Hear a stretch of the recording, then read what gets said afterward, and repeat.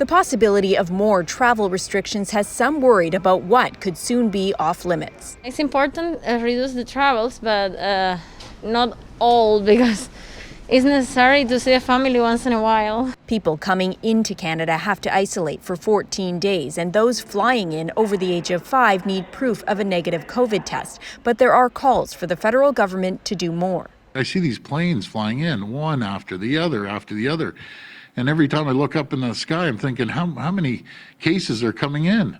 This has to stop. Now is not the time to travel. Ottawa is weighing its options.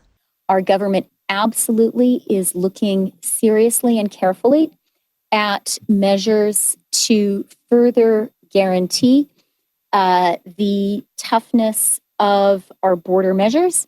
Quebec Premier François Legault has floated the idea of mandatory hotel quarantines at the traveller's expense after non-essential trips abroad, similar to New Zealand. This looming 14-day quarantine in a hotel is, I think, the only thing that's going to restrict people from traveling completely. It may be too late to prevent the importation of those particular variants. This researcher has studied the effectiveness of travel restrictions when it comes to controlling the virus. It could still continue to reduce the number of those cases coming in.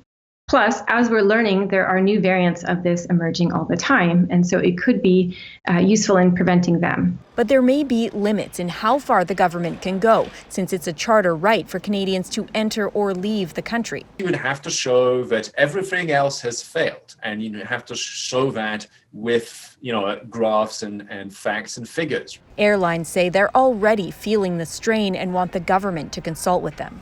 Alison Northcott, CBC News, Montreal.